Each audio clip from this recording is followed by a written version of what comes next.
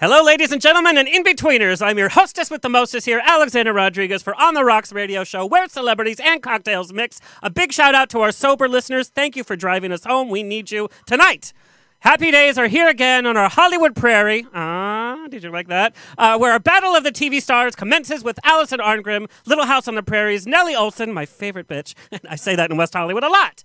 Golden Globe nominee Anson Williams, Happy Days' Potsie, who also directed every TV show that you've ever loved. And we're going to talk about all of them. And actor Maize, named after the corn of my people. A sheep in wolf's clothing from Gotham, Mr. Robot, SyFy's Happy, Charmed, Grimm, Blacklist, you name it, he's been in it. And our Pop Culture Report segment with cover and runway model Steven Dehler and my guest co-host, non-profiteer Michael Ferrera, my partner in crime. Let the games begin.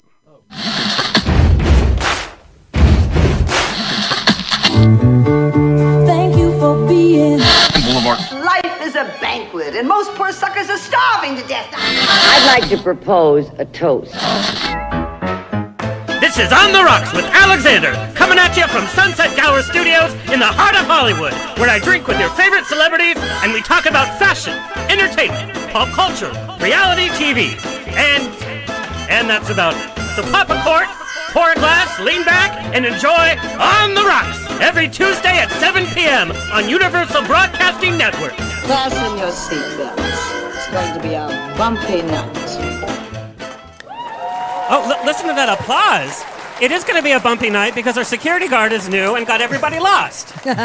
Which they filmed here, by the way. See that security guard's new, the hard drives are down. The hard drive crashed. Isn't it Mercury? Mercury and retrograde, yeah, it's if retrograde. you believe in that. No, well, my retrograde is always get Mercury. Real messed up during that whatever. time, and my electronics have been screwy all week. I can't even use electronics. I'm the only idiot that still has like an iPhone 2. Woohoo! We have so much talent in this little room with so many connecting circles, showing that Hollywood truly is connected. Classic TV, tomorrow's TV in one room. We talk about your favorite shows. Love Boat, Fantasy Island, Baywatch, Charmed, Melrose Place, Blacklist, TrueBlood, Star Trek, Beverly Hills 90210, Sabrina the Teenage Witch, Mr. Robot, Happy Days on SyFy, and of course Little House on the Prairie. Only thing missing is Norman Lear because he's in the kitchen making us our drinks. Can you believe he has a podcast? He's like 100 years old and he has a podcast and he has like really cool people. Well, he just had a new TV show he did One Day at a Time, that reboot, right. which was fantastic. It was so good. Jesus, I want to know. And We're he going to wrote find an out. autobiography at 92, I think. He's incredible. God, like I'm already showing signs of deterioration right now. Yeah, right? I'm already tired. Yeah, I'm just tired listening to that. Hello to our listeners around the nation on iHeartRadio, Universal Broadcasting Network, Player FM, Spreaker, Stitcher, TuneIn, Satchel, Google Play. Now we're on YouTube Live. And of course, we are Facebook Live on Hillcrest Social in San Diego, True FM in Ohio, hello Ohio, and nationally on Reverie Network and Bear World Magazine. Rawr. Check out my weekly interviews, movie reviews, and movie news in Bear World Magazine. This week I wrote about, we're all hearing about Star Wars. Well, I have something for Star Trek fans because I am the biggest Star Trek fan. You know I am. I've got yes, a little I think bit. I'm 1A. Yeah, 1A, right? I have the uniforms. I have the props. We had Walter Koenig on the show. We've had Armin Shimmerman, which I think you probably worked with Wilson on the show. Yeah, Wilson Cruz. Yeah. He won't return my calls after our last date. Anyway. But in Do Star... tell. That's from my biography. Right. What would your autobiography be called? Elaine tell. Stritch. My biography would be called Elaine Stritch because we had shared the same life. Drinking again. Anyway, so I wrote about Star Trek. Quentin Tarantino is retiring from the industry, and his final film, it just got greenlit. He is writing and directing with J.J. Abrams. It's going to be the next Star Trek film. Really? Yeah. I thought they were going to bring back like Kill Bill eventually. They were going to do Kill Bill 3, but apparently this is his dream project to go out on a high note, and it's going to be the first rated R Star Trek ever. And they're bringing back Patrick Stewart. I do like Patrick Stewart. Yeah. Right, but how many time travel Star Treks can we have? At this point, I'd go back in time and go to the gym. That's when the laugh is That one took a while, yes. There's like a cricket in the room. The laugh is coming. It's coming. Okay. Maybe, Anson, you can Finally direct got me that how to out. sound it better. The security guard got more laughs than I did. Yes, we'll let you read. I'm still stuck on the Tarantino Star Trek. I don't know. I think it's going to bring I'm actually a new really audience. disappointed by the Kill Bill thing. I'm surprised he's retiring. Does this have to Yeah. do Kill Bill with? thing Does it have still to do happening. with Weinstein Company and all that going down. Do you think it's They're basically attributing that up? Yep. Yeah. he privily said, "I'm done. That's it." Yeah, and so maybe he can't do Kill Bill 3 because so many people have Because been. they made the whole thing about like what was it? Who was it? Vivica Fox. Yes. Yeah, her daughter comes back, and that's the whole story. really? She's the one that's gonna come back later. Who would play her daughter? I don't know. That would be awesome. I want to be in the casting room for that one, but I know it's not going to happen. You know, it's gonna be like. Hopefully, it's not someone stupid like Solange Knowles or something. God, I need another, Knowles CD.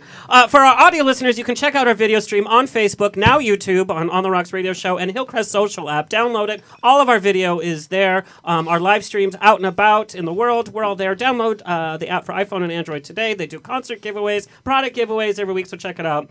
Next week, you guys, I'm so excited about. Next week is our On the Rocks Christmas party, live on air with actress who's become a very fun friend of mine, Joanna Cassidy. Of course, we love her from Who I Framed directed Roger her. Oh, Ding, ding, ding. How ding, awesome ding, is ding, that? ding, ding, ding. Say hi. All American Murder with Christopher Walken. yes, Yeah, yes. 1994, and she was amazing. She is so She's such a cool lady. great. She came on the show a few weeks ago. She Yeah. talked for 2 hours, and I literally she was amazing. And then that laugh, and she looks amazing. She is. But say hi. She's Yeah. wonderful. Yeah, she's special. Well, she's coming on. Of course, we love her. And I'm Blake really Runner. pissed off because you didn't invite me, but that's fine. Hey, it's a Christmas party. You Sure, are welcome. Christmas party. Get here, nothing. There, you get stuff. We have water. And we have vodka. And vodka. Yeah. We always have vodka. Right.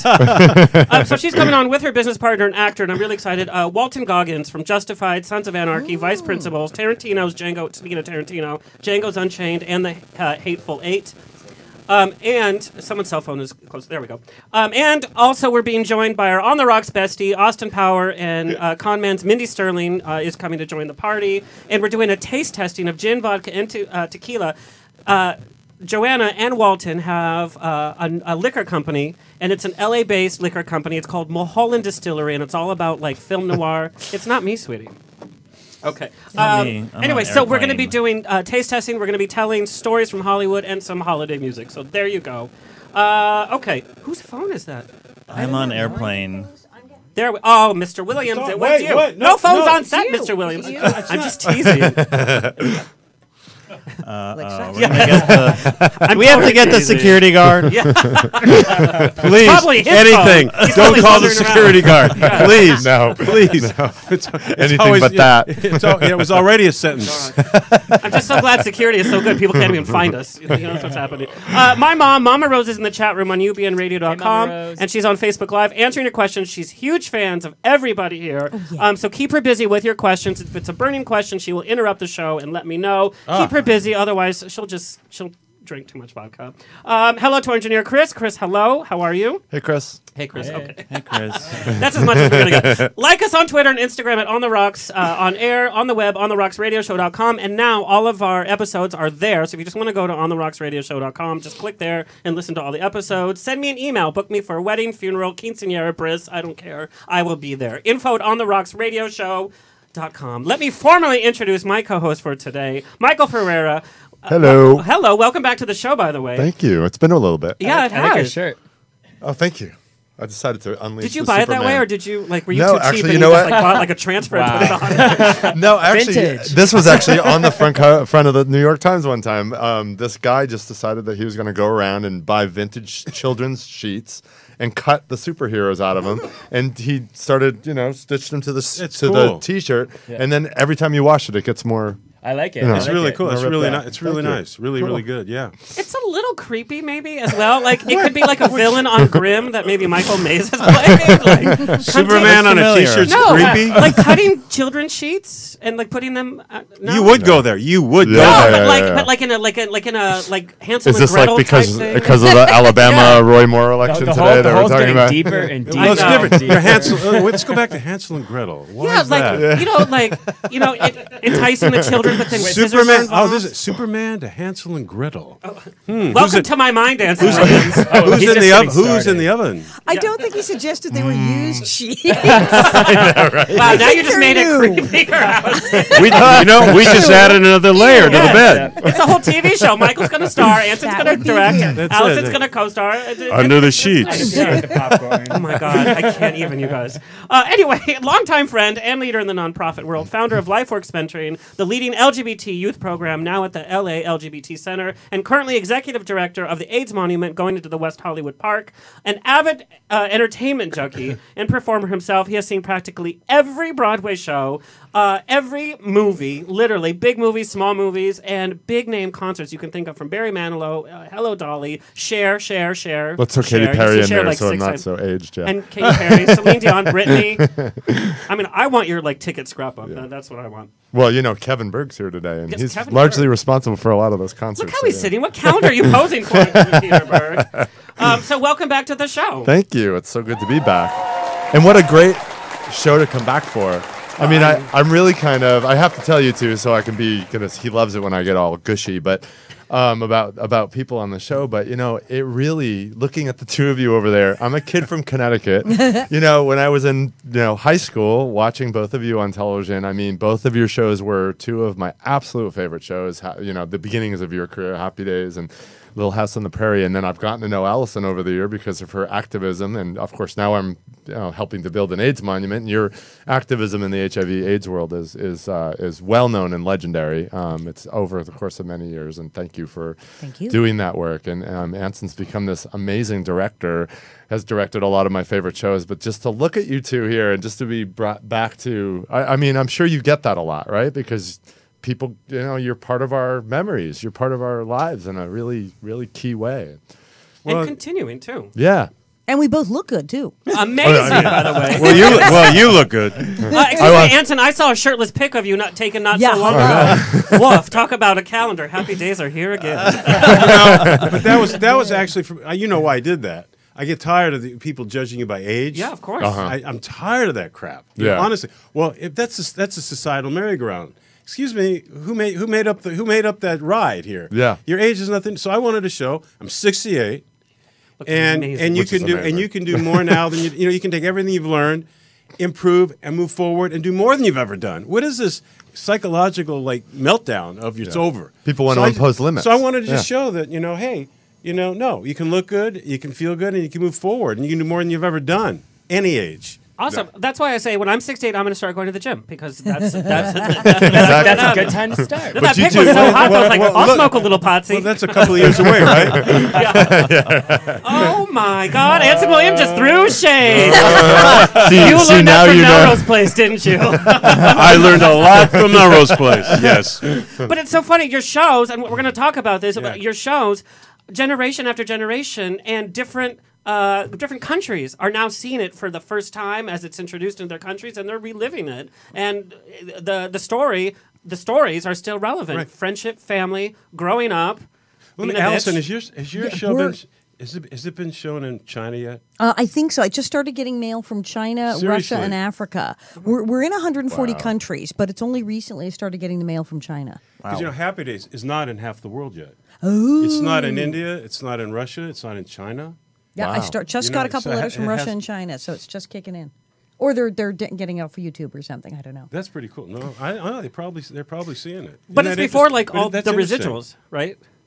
Oh, no. I imposed 1974 in perpetuity clause. Yeah. We did the in perpetuity clause, and then you hear the angels go, the in perpetuity clause, yes. But then that's the problem. But then you have to make sure you get them. Hello. Because let me so funny, and it's not a lot, as years go by, whatever. But I think there were like 360 some episodes of Happy Days, something like that. Some crazy 10.5 years worth, right?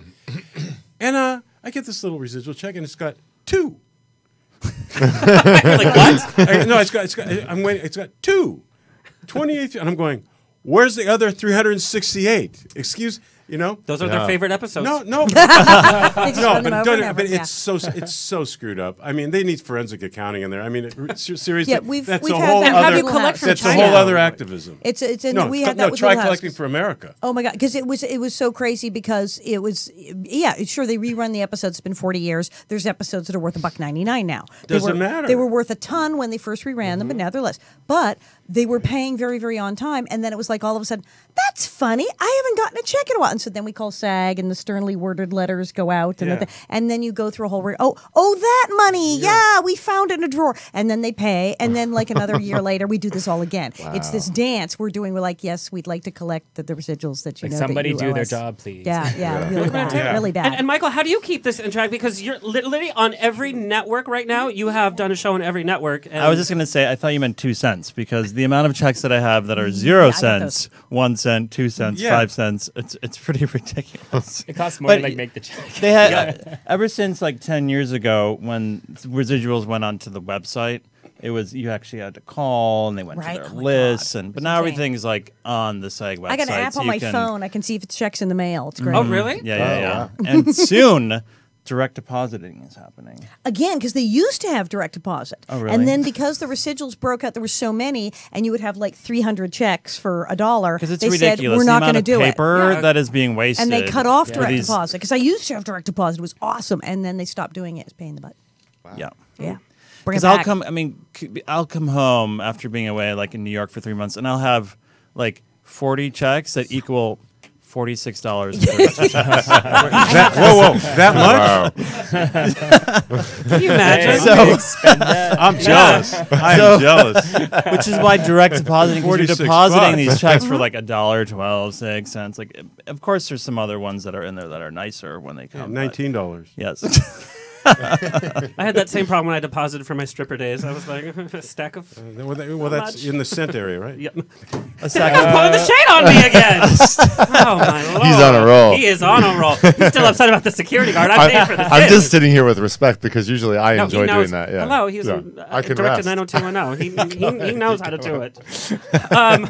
Also, welcome back to our family, part of the On the Rocks family, cover, print, and runway model Steven Dehler. Steven has enjoyed success gracing the pages of magazines and print ads representing products from all over. He killed it at LA Fashion Week, and I was able to sit near the front, not on the front, at the Marco show. And his episode, part of the reality show of World of Wonder, of course, responsible for RuPaul's Drag Race, about the Marco models. Your episode is up and streaming. It's all about you, girl. Yeah, I haven't seen it yet, but I heard it's good. Well, you're in it, so of course it's great. He has Mr. February in the International DNA Magazine 2018 calendar, so get that. And February, which is your birthday month, right? February 13th. Awesome. Lucky number 13. Yes. I was born on a Friday the 13th at 3:13. Ooh, that's a movie with the kid cutting 3:13. sheep, man. Right, yeah. Yeah. So the number is 3 and 13. You're bringing that to Superman now? Yes, see, it's all coming full circle, Anson. Yeah. Oh my God! But the numbers 3 and 13. Danger, Will Robinson. Hansel and Gretel. Hansel and Gretel. Superman and you. Sounds like Grimm. And now Lost in Space. Lost in Space. This show's going all over the place. As long as I can play Gretel. Yes. Well, we're going to talk about all that because this show's getting very interesting.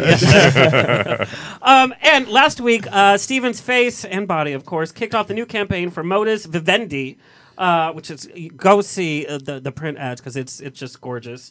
Thank you. And here to bring the tea to the show, spill the tea with our pop culture report. Welcome, Steven. Chris, let's take it away.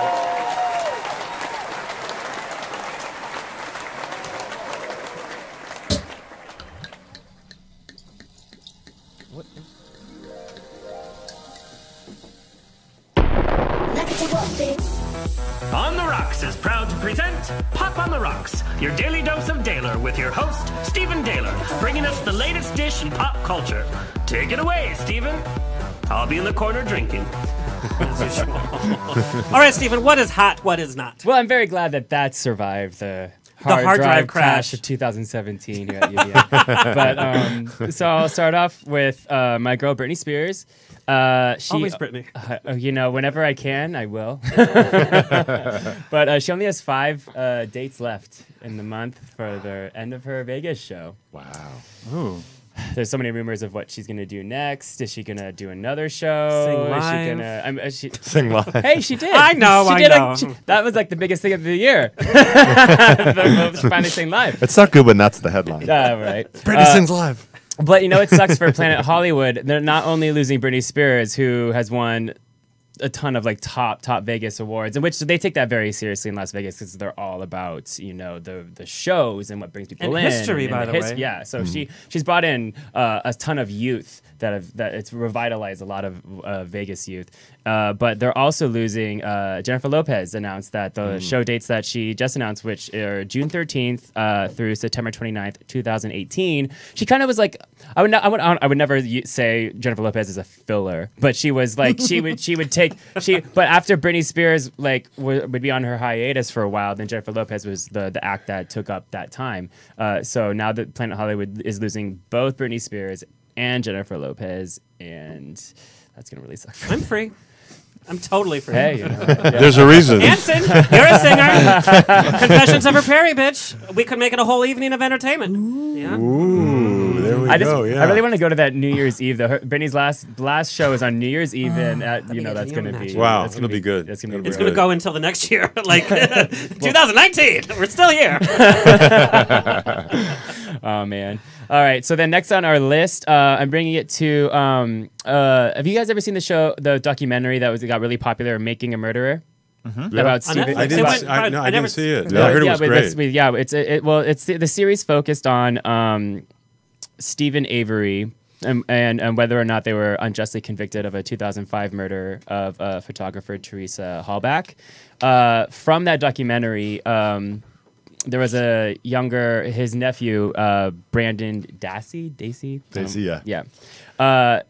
It seemed to be pretty clear in what the evidence was shown that he was sort of coerced. He's like very low IQ. He's like you side with him. Yeah. You side with him, and so from that they thought that he was gonna have a successful appeal, and this last week. So the prosecutors, I mean, it would have been really bad for him to get an appeal. And he's actually gone through, I think, let me see what it says, like 3 or 4 appeals right now, went through 3 judges.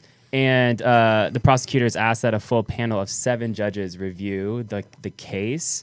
And the decision to overturn his conviction was he lost it from 4 to 3. Oh, God. This poor kid. And it really was, I mean, of course, they can edit things in documentaries, and it's always biased to a certain extent. But I mean, this kid clearly just was. He was in interrogation for what was it? Something like at least a day. Like he was there for a while. Yeah. Well, funny he was even asking if he could go back to school. And clearly wasn't. Basically, you could see that everything that they were telling him, that he was just trying to tell them what they wanted to hear in order to get out.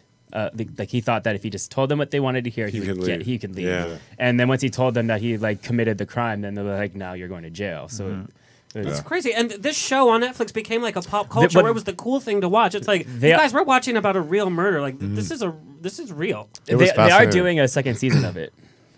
So we'll see what happens with that, because so there's so much follow up because prosecutors are saying that they weren't shown in the right light and all this kind of stuff, and that there's so much more to it that hasn't been seen. So the same story? Yeah, I think so. Or are they picking a different murderer? I don't know. I don't know. I thought they were going to do other murderers. A different murderer? I don't know. I'm on the Death Hag page on Facebook. Oh, are you? So it's going to be a whole new murder? Are there murderers? Well, I'm sure there's one can always hope, Alison. Well, I'm sure there's plenty of cases that they can Alison, choose you must from. love that Superman T-shirt. Only the used one. From Children's Sheets. Speaking of Superman, I'll move on to our next subject, the Justice League. So have you guys? I enjoyed the movie, but I know all the characters and I'm familiar with the whole genre and everything like that. But it underperformed. It didn't do nearly as well as they thought it was going to do. So now DC is contemplating reorganizing their entire lineup for the movies that they're planning on releasing.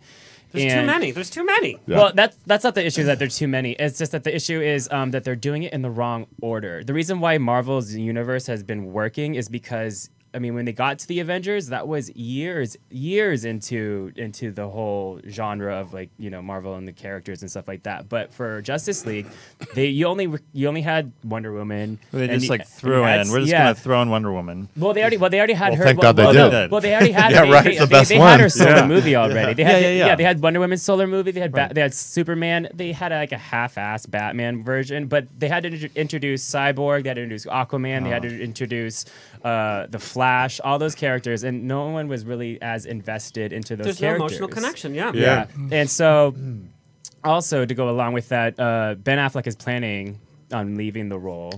Wait a minute. He's planning to leave, or he's being shown the door. Let's get it correct, like he has sir. a choice. I think honestly, I think he's leaving. Bye, Felicia. Yeah, bye, Felicia. Well, the current rumor is that Jake Gyllenhaal is going to step in for him, and the way that they're going to do it is Ben Affleck's last movie is going to be the Flash solo movie, because the Flash solo movie is going to be take the storyline of Flashpoint, which I don't know if you're familiar with the TV show, but they just did that whole storyline where Flash goes back into the past, saves his mother. It creates a whole new storyline, a whole new thing. I have no clue what's happening. Well, so the issue is they're going to create another universe, and Ben Affleck is no longer going to exist, and that's how they're going to create it, because they have this whole multiverse theory, and that's what the Flash is going to do, is create a whole They're going to try to rename it too, aren't they? Are they going to make it? I don't even think they're going to call it Justice League. I think they were talking Batman. about. It's going to be called Ratman. Probably call it like what did they call it on Saturday mornings? The show that had like Wonder Twins and all this stuff. Yeah. Because they think Justice Club. They think that the Justice League name is the actually Justice ruined Country Club now. with really? rich white superheroes. Well, aren't they trying to do like the Injustice League now, or the Injustice something of Doom or whatever? Breaking news, by the way. Not that we get political on the show, but if you're interested, doesn't matter what side you are on. Wait, is more Alabama? lost. Doug Jones. Did he? More lost? Yes. Won? No. Doug Jones won. Thank God. Really? That is so. That was Are a you historical sure? election. Are you positive? Because it was like That's from the 62 chat room. to 'Cause I've been keeping up with it all day. Congressman 5 Ted minutes Lieu ago. just tweeted it. Okay. Really? Trump Oh, just okay, texted me. He's all, bitch, we lost. Landslide? No. Very small. Hair. Really? No, it was That's so the close. It hanger. was so Yeah. close. It was That's tied the- like yeah. 5 minutes ago. That's what's scary. That is scary. No, it's Yeah. yeah. But we don't Yeah. get There's a lot political, of so things whatever scary. side Yeah. you're on. Well, it is Well, Alabama. thank you for Sorry, calling the vote. Alabamans, but Yeah. it's true. Yeah. Thanks. Well, sorry, Alabama, for your fashion. Oh yeah, I too. just got a notification from CNN. It says, Oh, you guys were ahead of CNN. Did you hear that? Excuse me. We Are your skipped. phones on? Well, I have to look Why at my. are you nailing me? I have to look at my It notes. was buzzy. Why are you You're nailing the me? closest to that. Oh, Tori Spelling was texting you. really? I'm putting my phone back on. All right. Anyway. Next on my list is Going back on. the new Fab Five for Queer Eye. No longer Queer Eye for the straight guy. It's just called Queer Eye now, because I guess there's some queers that need some help. There's some queers. There are plenty of queers that need some help. There's plenty of women that need some help. So it's And not queer just women. We got everybody. We got everybody. So yeah, it's not just the straight guys anymore that are clueless as to what. Well, to, and nowadays, really, the straight guys, they dress better. Look Yeah. at Anson. Look at how true. great he looks. And he's taking shirtless selfies. Like, Yeah, what is there you happening? go. We're Yeah, back no, to it's that. true. Huh? Yeah. We're back to the shirtless selfie. And you know, It was good. Don Most has done the show. yes, He didn't do any shirtless selfies. he couldn't. Friendly shame. Damn. I was He's here one when of my Don best. Most was He's here. one of my best friends. Yeah. He's Oh like- no, yeah, he he is. talks so highly of you He is. He was when the great. cameras were on. All right, so for those who are unfamiliar, the sure. original series ran for 5 seasons and followed 5 queer men known as the Fab Five. The original Fab Five lent their individual expertise to lucky subjects. Back then, it was usually straight men, in order to help them improve their lives. Do you want me to go through and name the new people? No, we don't care. Yeah, well, I went through and I had to Oh, research. nice. Michael, guess who's in it? Oh, Queer Eye? Karama Brown. I know. Karama worked for Who used to work LifeWorks. for me. Oh yeah. I went to. I had to like really research a couple of them because because they didn't have really You should any. have been on it. Yeah, why I were you on it? probably could have. Like doing fitness and beauty. Well, I mean, I know Jay and Carson, but they're making guest appearances. But yeah, I think they wanted. They're serving craft services. Oh, shut up! We love Jay. Jay's been on the show. Jay's doing really well. But yeah, you're such That an was ass. funny.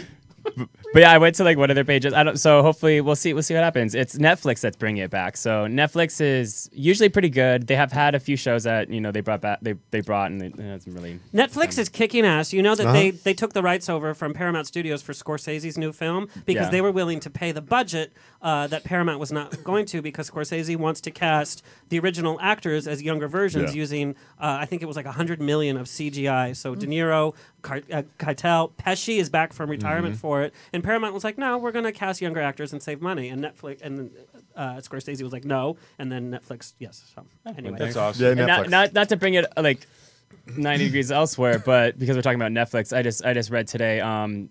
Disney's back on buying Fox, and so they're almost solidifying a deal, which they need to calm down. Aren't there rules against like a monopoly? Yeah, I mean, they're not. I don't think they own they're not. Fox, They're not. They own ABC. They own Disney. Yeah, they own Marvel. They own Star Wars. I mean, next are the Smurfs. Leave the Smurfs alone. I think they own the Muppets. Yeah, that's right. Yeah. They're not gonna own all of Pixar. Fox because there's a rule like they can't have two major networks. They can't have ABC and Fox networks. Yeah. So what Fox is getting rid of is they're getting rid of their like entertainment aspect, and they're trying to just go into like news and media that way. And so we love Fox News. Yeah, right. So they do need to focus on that. Split. Like, that's what, so that means that Disney will now own like all of Marvel, like X-Men and everything, which originally was owned by Fox.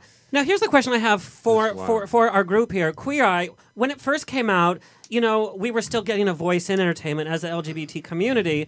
We've had that voice, and are we feeding into a stereotype by still being the gay guys that make over people to be fabulous? Is that feeding into a stereotype of what our role in the community is? It depends on how they take the show, because if the show is just them like making someone over, like just like for physical appearances, then I say that's pretty shallow. But if they're really trying to help, have you been to West Hollywood? I don't think that's just West Hollywood. Right. I think that's just like LA in general. But I think that if they actually try to improve an individual's life, that's more deep than that, than just the physical appearance of it, like more than just the swan. Yeah, that's why people liked it. I think that like that superficial stuff sort of people see through that after a while, and it gets kind of old and plain, and they need like the real stuff. That's why like Extreme Makeover Home Edition worked for a while. Until everyone started losing the homes. I watched the Homo Edition. It wasn't on a network. It was in my house. I'll just say that's after hours, right? Anson is like, what is happening? All right. So next on our list, the much, I guess, anticipated. I didn't realize that people were really asking for this, but there's going to be an America's Next Top Model and RuPaul's Drag Race crossover. Tyra is back. She left for a season, got real angry at Rita Ora, and she was like, "You're fired. I'm coming back." I guess it just really didn't do well. I mean, you can't really have America's Next Top Model without Tyra, because none of the models have really done amazingly, and you're just there to watch her. Well, to be honest, I didn't know the show was still going. I didn't. I mean, I thought it ended when she left. I didn't realize that Rita Ora took over as a host. And I thought RuPaul and Tyra were the same person, to be honest. Because you never saw them in the same room together, and now we're going to. Well, I mean, you can tell that RuPaul sort of modeled that her a lot, like kind of like that judge panel, very much after Top Model. So it and worked. They've had a lot of the same people too.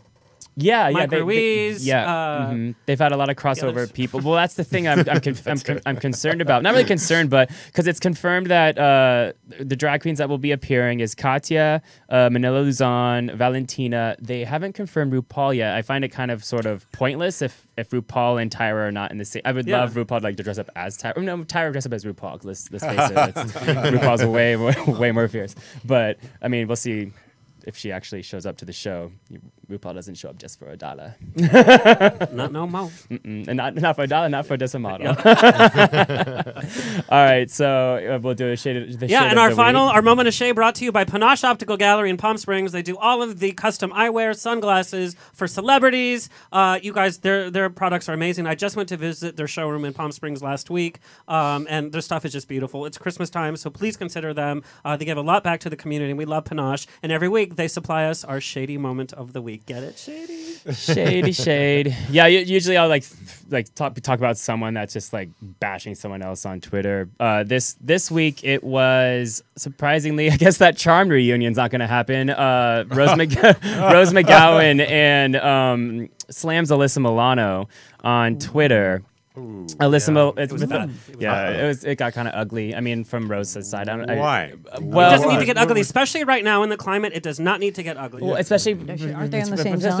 Especially I thought they're on the same side. Yeah, they should be it wasn't united. Melissa responsible for Me Too? Well, yeah, Melissa? no, it wasn't. Well, Melissa. She wasn't Didn't responsible. Melissa- She wasn't responsible Melissa for, but she brought was it out. part. She was part of it. She Yeah, brought yeah, it yeah. out. Yeah. Exactly, Yeah. and that's why it's. Well, the thing is Alyssa is also friends with Harvey Weinstein's wife, and so the issue is that Alyssa refrained from making a public statement just out of respect for her. Right. And so recently, she had said about Georgina, Harvey's wife, saying, Georgina is doing very well. She's an amazing mother. She's an amazing woman. And I think the priority right now is focusing on how to raise those two children in the best of her capacity given the situation. And that's all she said. And then Rose was like, she tweeted to her with Alyssa's quote saying, "You make me want to vomit. You actually gave me a body flashback. Well done, fake one." And then she said, not right. And then that she is continued to not say, "Alyssa, maybe you and Georgina can call up Camille Cosby." So she brought Bill Cosby into the But wait, situation. didn't Weinstein's wife leave him after Yes. the whole Yeah, She walked yeah. out. Aside she from bailed. that, she's getting away from the problem. She's She's creating more problems.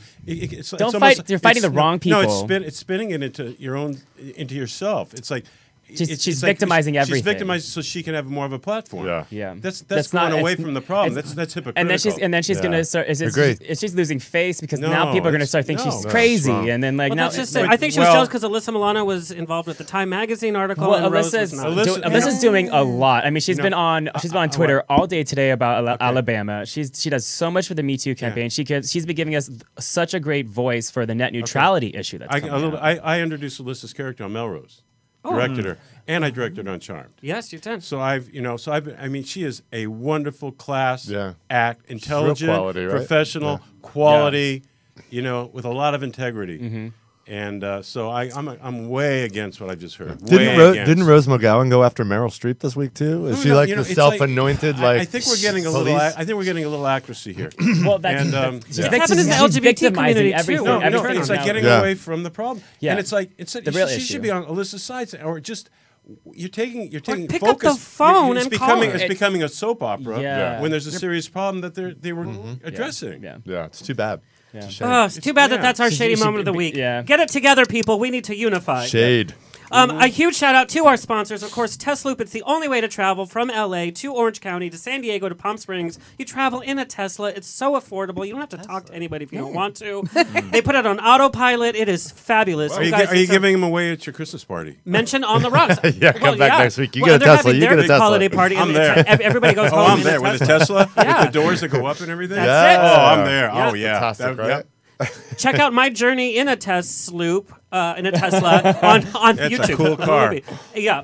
And also we mentioned Panache Optical Gathering. And of course, our tried and true sponsor from day one. I love this guy. He runs the business, competing with a bigger business. Of course, it's Spunk Lube. A little dab will do you. Gay, straight, in between, it doesn't matter. Yeah, where are our samples? Yeah. Oh, well, yeah. they're sending a gallon to the show to give away. Wait, anyway. Yeah. It's on many movie Give us sets. a no loop. Yeah. Perfect. No movie sets you guys have been Is on. that for the Christmas party? Yeah.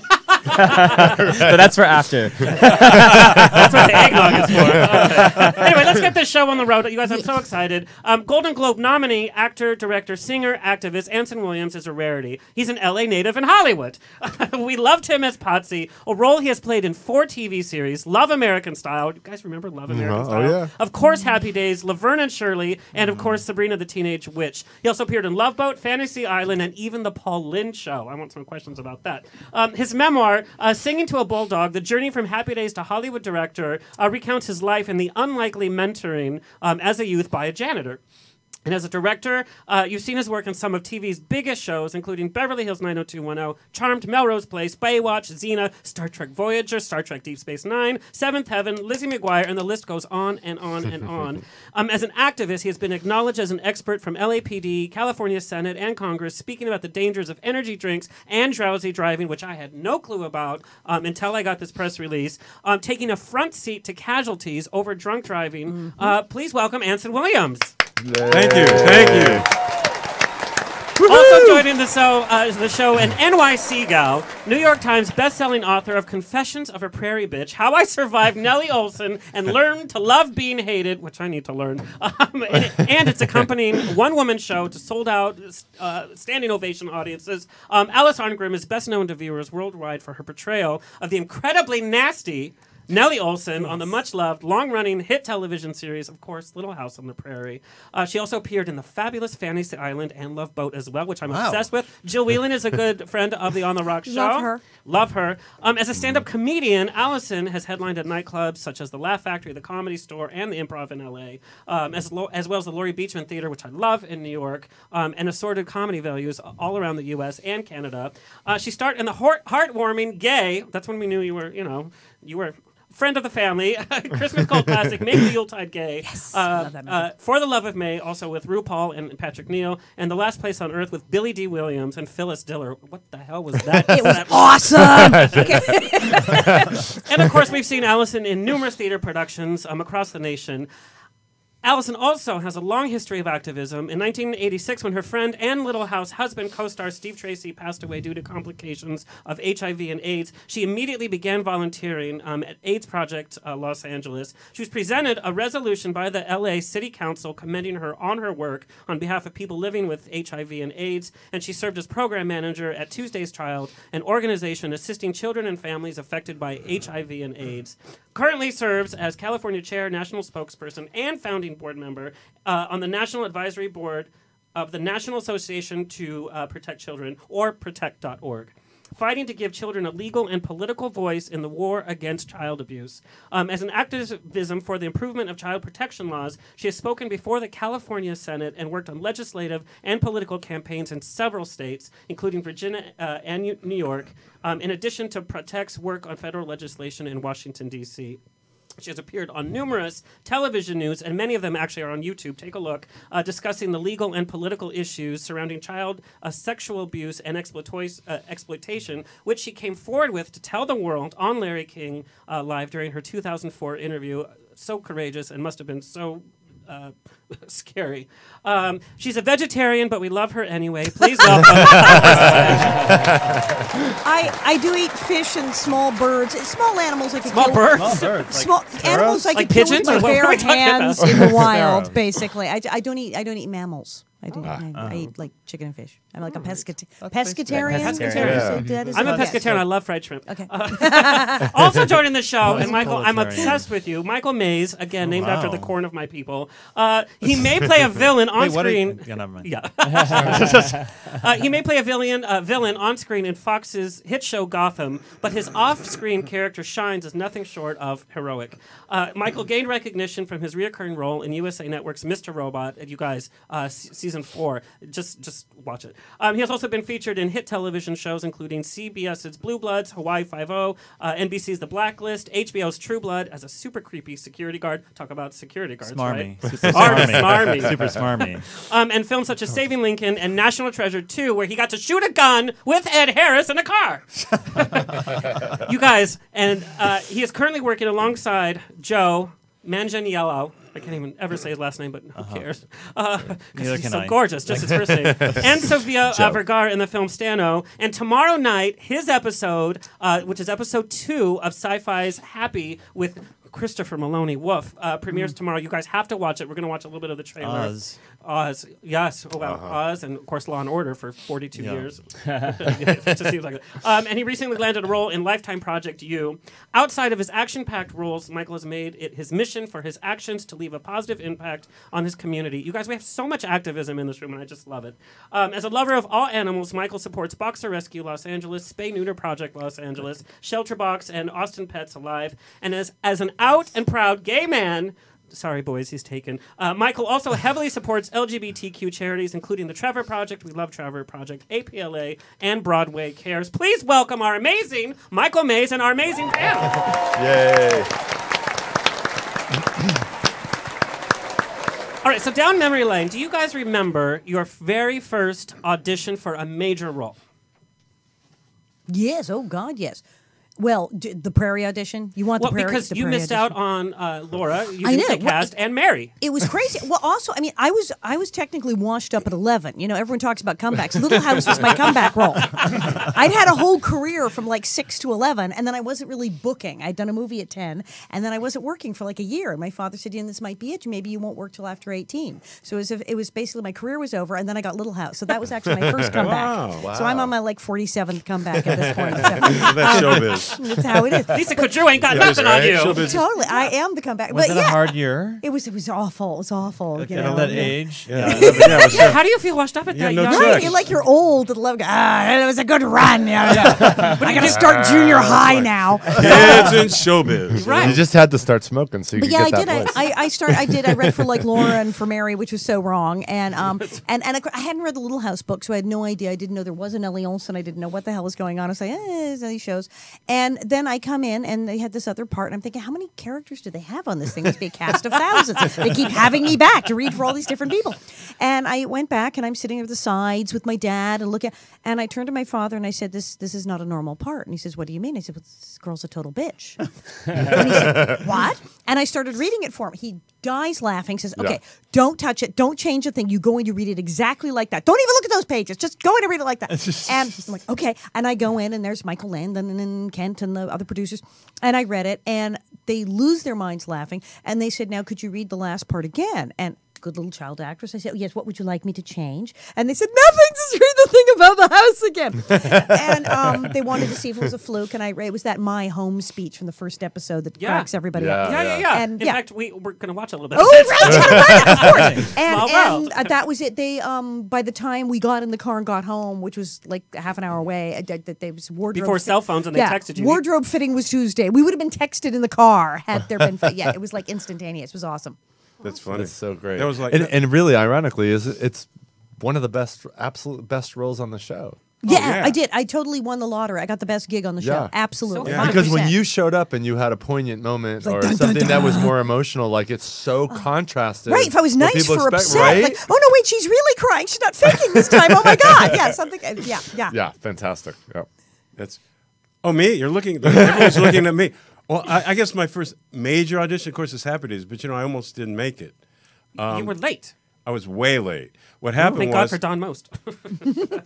why? No, I heard because didn't he? No. This is before Don. The first pilot. No, people don't realize there were Didn't two he what? pilots, Right. And the first one, it wasn't made for Love American Style. They aired on Love American Style to get their money back. But it was called Love and the Happy Days, right? I got that. Yeah. And Gary Marshall wrote it, but it was very soft.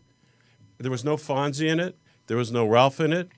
Harold Gould played Mr. Cunningham. Marion Ross was in it. Ron was in it. I was in it. A different Joni. And very soft. It was at the first television set. Yeah. And they're saying, well, anyway, so, way back then, no cell phones, no nothing. This is like early, 1971, something like that, 72. So it's pouring rain in LA, just pouring rain. And I'm taking my little car, driving down, and it breaks down.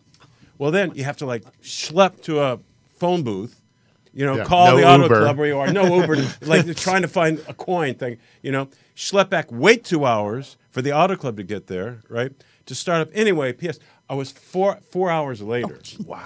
And I look like a drowned rat. I'm thinking, do I go? And it was only the batteries. So they got it going. And so I said, do I go? Don't I go? And something said, go. Go anyway. I said, go.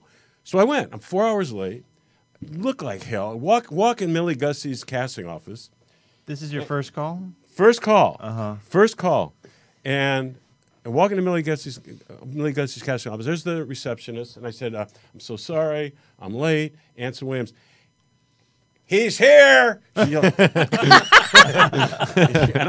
then I hear this gravel voice. I don't know if you knew Millie Gussie at the time. I mean, I know. I'm just sitting here. Everyone in our age group is going, Millie Gussie! Yeah, Millie I read Gussie. for Millie Gussie 100 times. She was head of casting. Right. Television. So she goes like this. You're lucky they haven't got a Potsie. I go to the receptionist. What's a Potsie?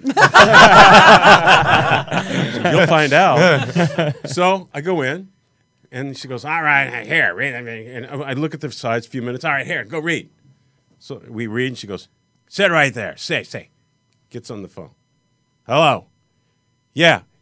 I got This guy's perfect. I don't care if you're looking at wardrobe. Get down here. He's perfect. He goes. She goes. Go wait outside. So I wait out in the lobby, and all of a sudden this nice guy comes in, Gary Marshall, walks through. And you know Gary's voice. How are ya? How are you? Yeah, I'm back. Okay, all right. I'll be back here. I get called back in. I do it again. He goes. Do you play softball? I go, yeah. Well, I played hardball. He goes, are you good? I go, yeah. I was a pretty good athlete. It's very important. Yeah, I think he cared more about having the softball team. So anyway, kicked ass. Yeah. So anyway, we did. So anyway, they're like rehearsing and doing the final wardrobe the next day. Wow. So then he goes, wait outside. So I wait outside. I go, what's going on? The network's coming down. Wow. So I'm waiting. All of a sudden, these suits come in. Go back in. This time, Ron Howard comes in. They called him, so we do it together. So we do it, and I'm all this, and they go, well, thank you. I go, thank you? Thank you. It's dark out. I'm 4 hours late. I'm a drowned rat. What's thank you? Thank you. Now I'm pissed. Yeah. So I'm driving back, and back then there weren't recordings or voice messages, and the phone's ringing. And I didn't answer because I had to go hit the head so badly. I come back out, ring again. Where were you? It's the agent. You got it. We're negotiating. Wow. You got, and that was it. I got the part. Wow. The next morning we're rehearsing, and the next I'm gonna buy a new car. And the next day we're shooting. 24 hours? Literally, less than 24 hours. The next morning I was in for rehearsal and wardrobe. Wow. The next day we were shooting the pilot. Then they said, I don't want to take up all the time here, but we're storytelling. But everyone's saying, oh my, we shoot. This is gonna sell. This is gonna sell. You know how timing's everything. Yeah. This is gonna sell. Your life's gonna change. This is gonna sell. Didn't sell. So I go back to playing the concerned boyfriend roles. Mm-hmm. So this is how Joni got cast. So I'm up doing Lisa Bright and Dark with Kay Lenz, starring with her in this Hallmark movie. And who's playing her little sister, Erin Moran. Wow. So I get a call.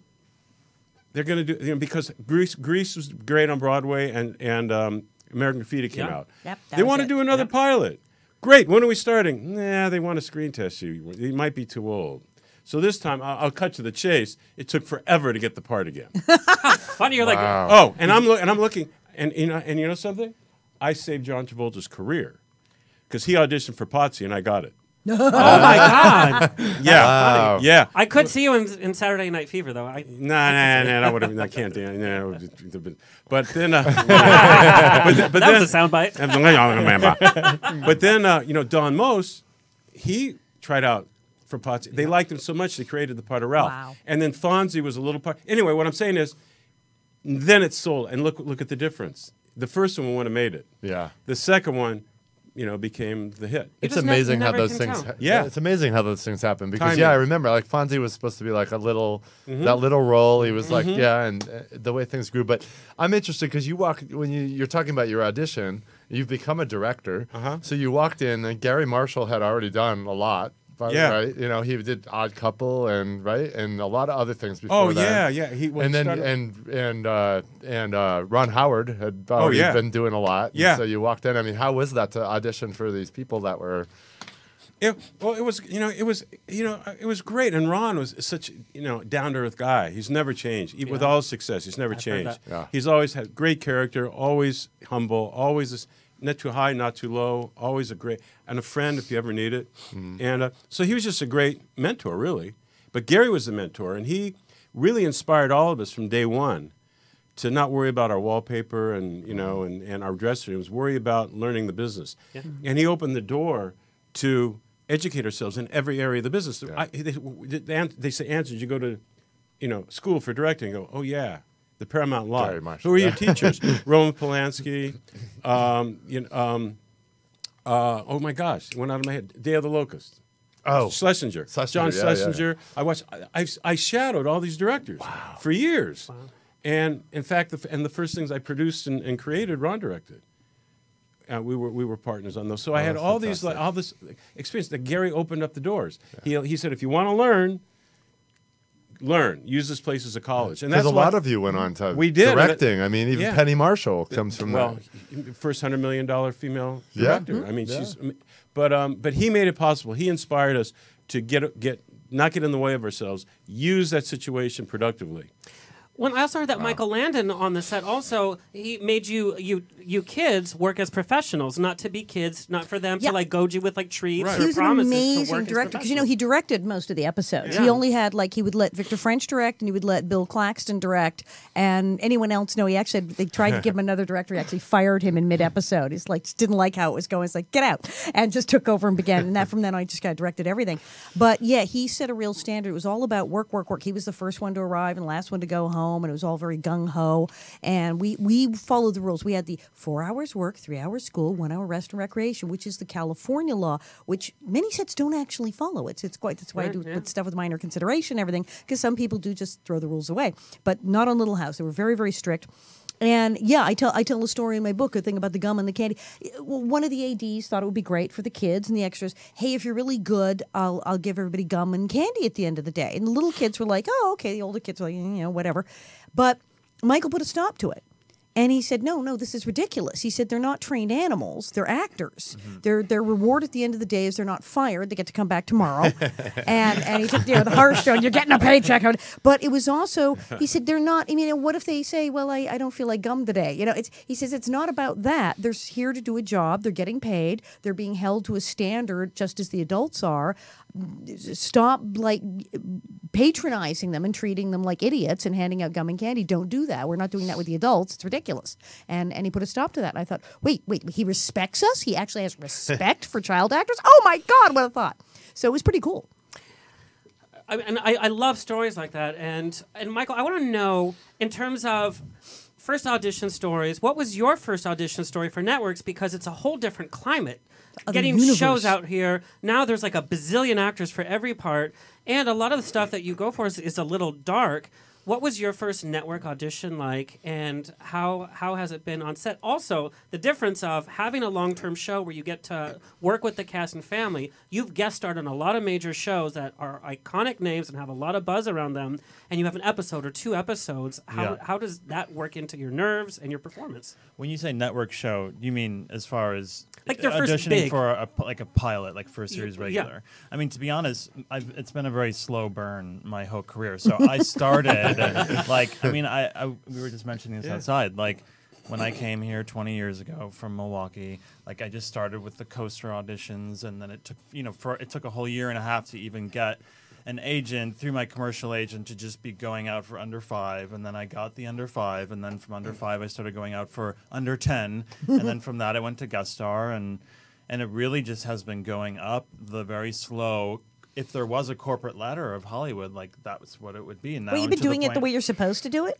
I know. What the heck? You mean professionally? Nobody does that. So hopefully that means the series regular is next. But it is. It'll happen too. Yeah. Hold on. I'm tangled. Hi, this is radio. You have to talk in the microphone. It's very funny. I've never. He's messing up the set. But yeah. So from the very beginning, I've been the person that would jump into the wheel to make it happen and jump into a family that's already happening and to really get in there. I mean, I love the challenge of always having a new character and really understanding that and getting the tone of a show. I'm pretty I can read things and people pretty well, so I can flip into that pretty quickly. Were you going to say something? No, we got this question a lot for you being on the show. As an actor that has an episode with this long-running script, how as an actor do you prepare for the role? Obviously, you can't watch every episode of a show that you're going to be on or auditioning for. So how do you audition for your role in this long-running story to understand your role in it? What's your actor's approach? I mean, it's pretty instantaneous for me. Gotham would be a great example. I just did a recurring in Gotham this year. I had seen a little bit of Gotham here and there. I knew that it was a superhero show. I love superheroes. I love comic strip shows. I knew it was pretty colorful, but I had never seen a full episode whatsoever. So I got the audition. I YouTubed the latest trailer or promo from the last season the night before my audition. I was like, okay, that's the tone. I brought that tone into the audition. I made some quick choices and I went there, as opposed to Mr. Robot, which I had seen the whole entire first season of Mr. Robot. I thought it was the best, one of the best pilots I've ever seen. And the first season I was totally into. So I knew that was very understated. Everything was like very much here. And I knew the tone of that show. So even when I went into that and felt like I was doing a very understated performance, the casting director was like, nope, now just talk. I just want you to talk or whatever. So it's just, I would say, like, after being in this for so long and kind of understanding the different premises that are happening within the show, I just grab onto something and then jump into the audition and allow that to help me make the choices of what the character is going to be doing. Let's take a look at the first time that we kind of see you in Gotham. This is a trailer for one of your episodes. Let's take a look at this clip from Gotham.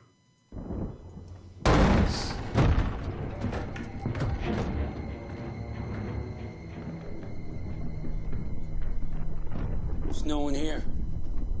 They're long gone by now. This place smells like death. Reminds me there's a Thai joint not far away if you want to grab something to eat after. Very funny. It's the toxin. And made more of it. Looky here. An asylum uniform. 1109. That's Crane's number, right?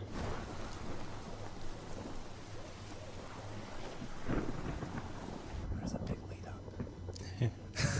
I love this It's show. coming. It's coming. No. But this lead-in is so good. Yeah.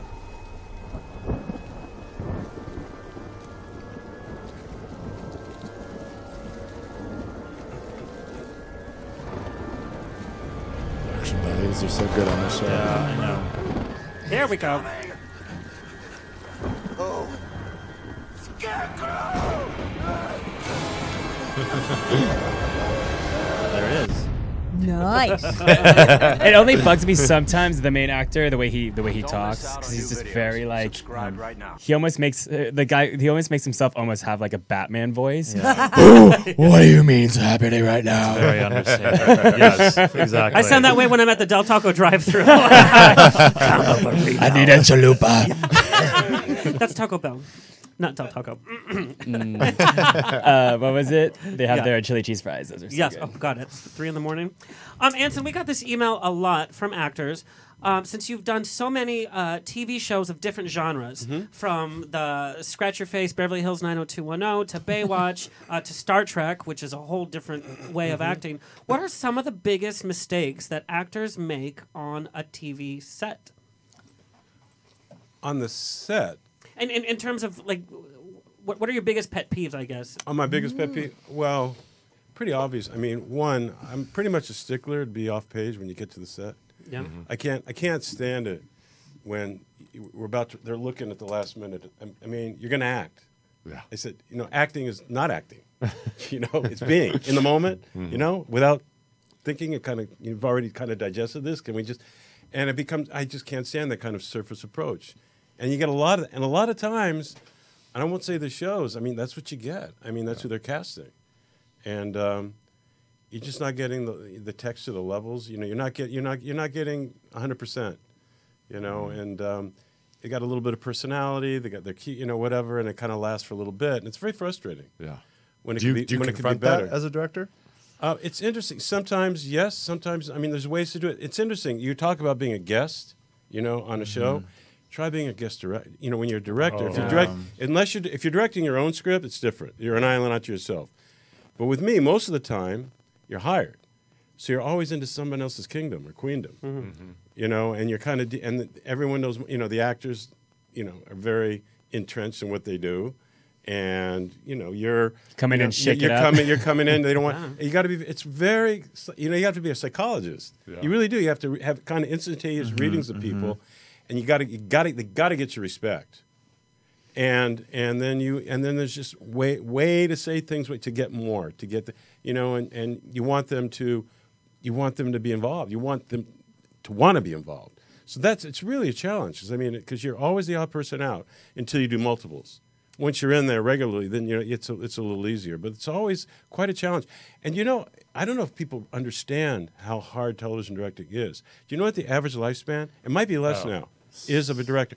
Average lifespan of a director in the Director's Guild, which includes production managers and ADs. Guess.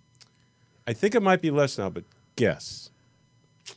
I wouldn't even know. You know, the 78? 4 years. 57. Oh my God! 57. And they don't even take selfies after 32. Wow. And 57 years old because the pressure. Wow. It's hard. I mean, I know. And the schedule.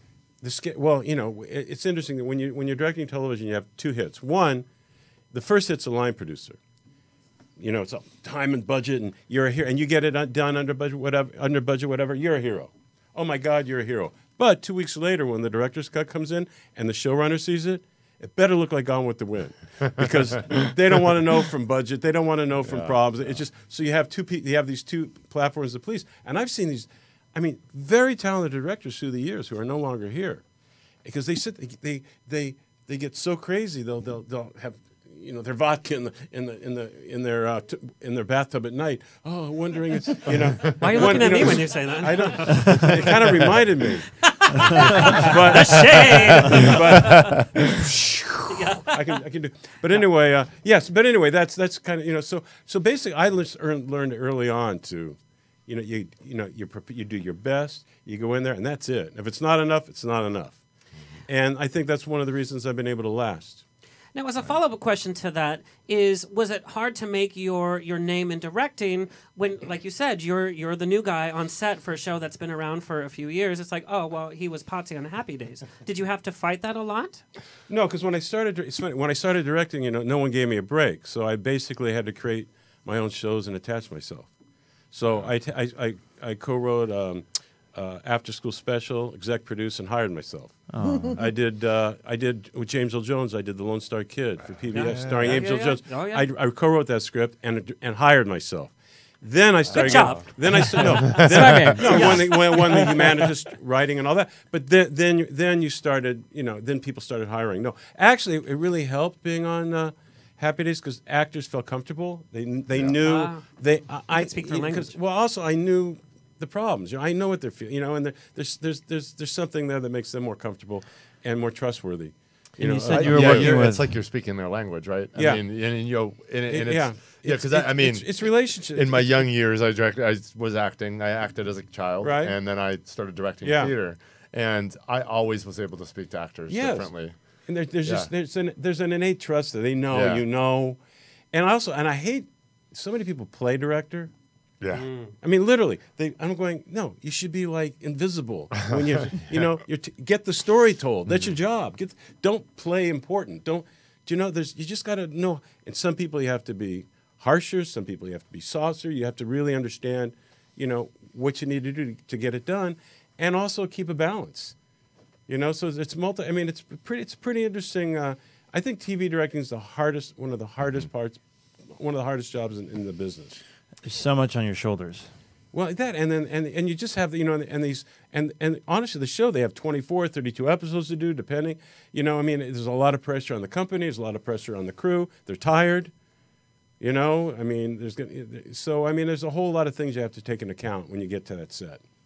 Along those lines, you know, we have a lot of actors and directors that listen to the show that have been on the show in all stages of their career. Yeah. And Alison, we got this question for you from many actors who have either done a play for a while. Your character, like we talked about, definitely had this maturing process. Number one, you weren't just like the funny bitch having a fight.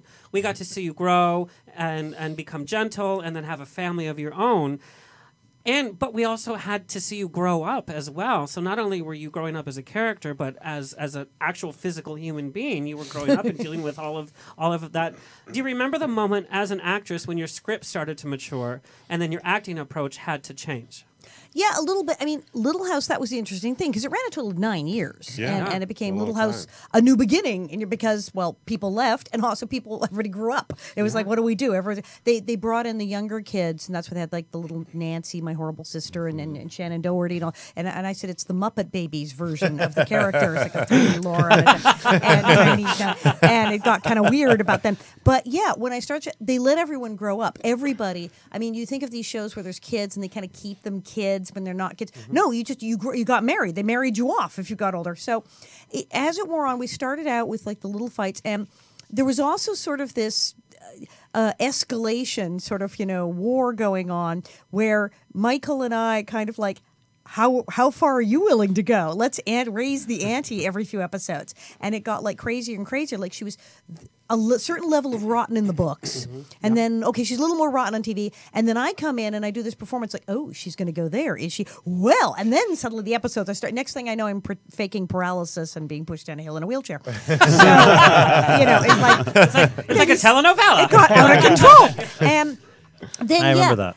Laura and I started, fighting over boys. Suddenly, then she's a young woman, and she's not just scheming, just she hates her. Now it's how can I steal a husband from her, and it's turning into this whole other thing. And it was great because I was, becoming an older teenager. So now I was being I wasn't having to pretend to be a little kid, and so that was cool. And then I really fall in love. Instead of just, I want a horse, it's like, no, I'm actually in love.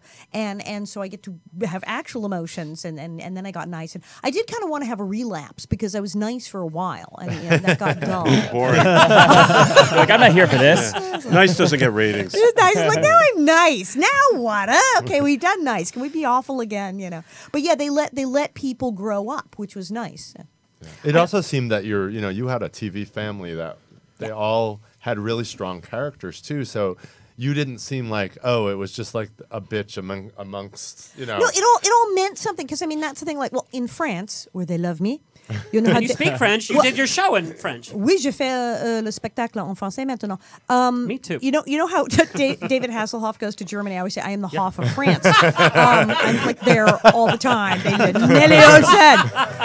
And that's the thing. They get it. They go, oh, she was the poor child, a child without a smile, and they feel bad for her because of her horrible mother. And it was the whole dynamic with Mrs. Olsen and Mr. Olsen and Willie. And here comes this poor girl. But she's popular, and she has nice parents. And here's Nellie, who's rich and has everything, but people don't really like her, and her mom's awful. And so, she was jealous of Laura. And that's so it was all character driven. It all made sense. She wasn't just mean for no reason. There was stuff going on, and people who are into the show got it. And they're like, well, of course she's like that. It's that mother of hers. So, it pulled people in, and it all kind of made sense. So it was really cool. Did you stay in touch with Michael after the show? A little bit. I would run into him on the Paramount lot. Do you know, actually, it's so funny. The door that is the exit from here to the street there, Gower, that's the door I came in for that audition in 1974. It was on it was on the Paramount lot, and this is where I auditioned. Did the security guard tell you where to go? Yeah, the security guard told me where to go. Except they knew where to go.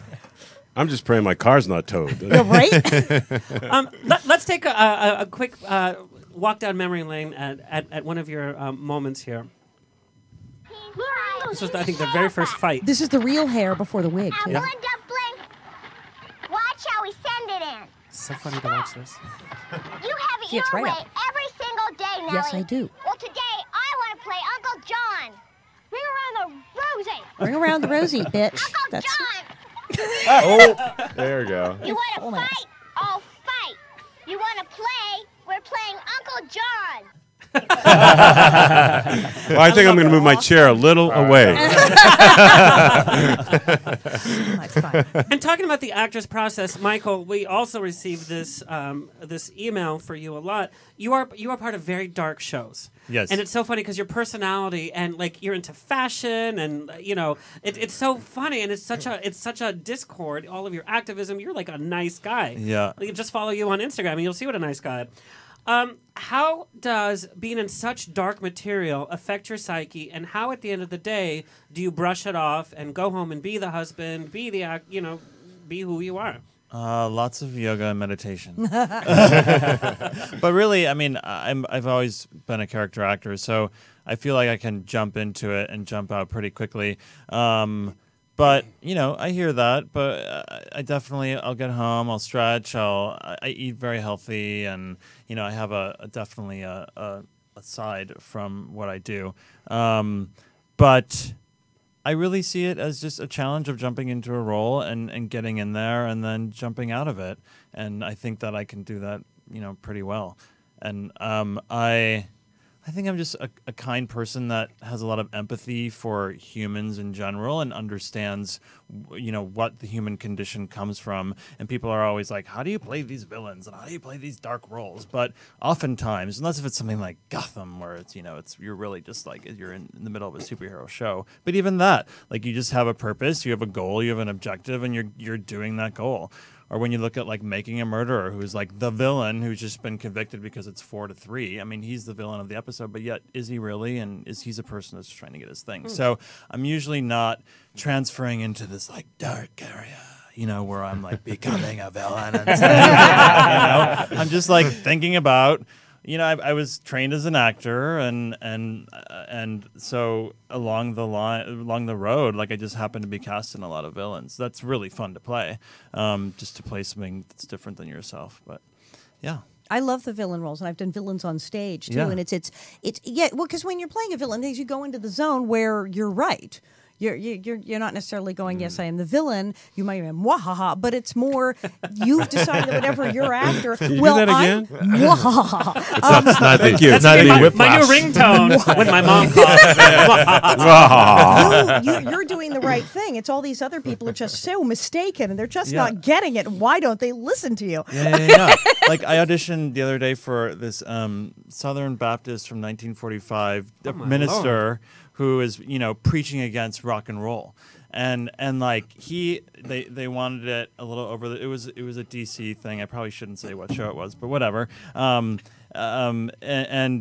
like they wanted him over the top. They wanted him really passionate. And like I walked out of that room and I was sweating and I was like, this didn't feel that different than playing a villain. And he's you know a preacher of a Catholic church, but it was just about like I know. Don't go there. Going back to those children's sheets. But it's the same thing where it's just like I'm just dedicated to what I think is right in the moment, which is that rock and roll is the demise of the world at that moment. Have you noticed that most villains are nice in their spare time? That people play villains are generally kind of chill. Exactly, because you're not gonna like hire an actual murderer to play the murderer. You're not gonna hire this like strange, evil, like crazy guy to be on set with you. Right, like Jared Leto, sending shit to people. And I actually had people ask if I was like that as a kid on the set, and I said, "Well, how would that be day to day? Would they keep me in a cage like Hannibal Lecter and like let me out for takes?" I mean, I actually heard that you were shy your first year of. Oh, I could barely look anybody in the eye or say hello. I was like, oh my God, there's too many people. I was terrified of like everything, my own shadow, basically. It was being on Little House that helped me overcome my shyness. And it's fun, right? Like it's fun to do that. It's like we all have this dark side to be actually to do it and to like let it come out. To get away with all that. Yeah, and that was the thing is I would find myself so calm and I have like great blood pressure and everything because you let all that out. You get all that out. All the negative stuff is out. So play a villain or be president of the United States. That's like, awesome. So, and I got this question in a different form from all of you. You guys have worked with some really big names from your films and TVs, and who you've gotten to meet and direct over the years. Is starstruck even an issue for you guys at this point, or is it just like, you know? I don't know if it's it's more respect. You know, I know when I first found out I was going to be directing Chris Walken, I was not starstruck. I was scared. Yeah. You know, De Niro was scared. I mean, it was early in the career. You know, it was you know a lower budget film, but a really good script. And Walken's coming in for 2 weeks. We're going to shoot him out, and I'm going. How you his best friend's De Niro? I mean, it's like the whole gang out of New York. I was intimidated. But when he came in, talk about shy, so shy, and so collaborative, and so nice. And I could say, this is why I respect you so much. He's a total professional, and just so collaborative and so easy. You know, there's been that's one I remember really well. Other than that, I just go in, you know, with respect for everybody. You know, and once in a while, like I'll tell you, like the first film that I ever I wrote the story for and exec produced, Ron directed, was Skyward, and starred Bette Davis. Wow, that's right. So we were all. My heart just stopped a little bit. Yeah, we were so. I've heard that name before. And that's the first film I ever produced. Wow. And so it took me back a little bit. Things, you know, there's been times. Everybody talks about Bette Davis, right? Because when Bruce Valanche was on the show, he was talking about his Bette Davis stories. And we had Karen Cadle, who was a PR rep for a lot of the legendary icons towards the end of their career, and she has many Bette Davis stories. You know, she just is. In fact, my Panache Optical Gallery sunglasses are based off of the Bette Davis glasses. Yeah, I'll tell you one story that where I literally couldn't talk. I mean, literally, I mean, just a shock of shocks. It was the first year of Happy Days, and we were kind of a mild hit at that time, getting popular. And it was Ron was working that day, and Don was working that day, and a guest star, myself, and Jerry Paris. That was it. There was not a lot of people that day. So we're there. It's freezing. It's early in the morning. And I go over, and craft service then was Louis, the part-time electrician, putting in apples in a can of coffee. That was it. And you paid a dime. And you paid a dime. And you don't complain to Louis because he's the bookie of the lot too. So I go over. So I'm getting the coffee, and I look up and I see this familiar guy with a young kid, young boy. I go back to Don. I go, Don, there's like one of the crew guys over there looks just like John Lennon with some kid. Oh, I read about that. Don talked about. And Don goes, yeah, John Lennon flew in. Yeah, he's here hanging out with us. It was John Lennon. Oh my God! No one told us. And he brought his son Julian. Yeah, wow. It was his favorite. And back then we weren't 3 camera. We were 1 camera like a movie. He spent the entire day. He was also calling him John. He was like one of us. He's doing little original doodles for the crew. Not us. Oh no, we're professionals. We don't ask for anything. They can afford a house now with that painting, with that doodle. But we did get one great picture. But we spent the entire day with this great man and the kindest, nicest, most sensitive guy. Yeah, that was. And then another time that got me on Happy Days. I think he played the grandfather.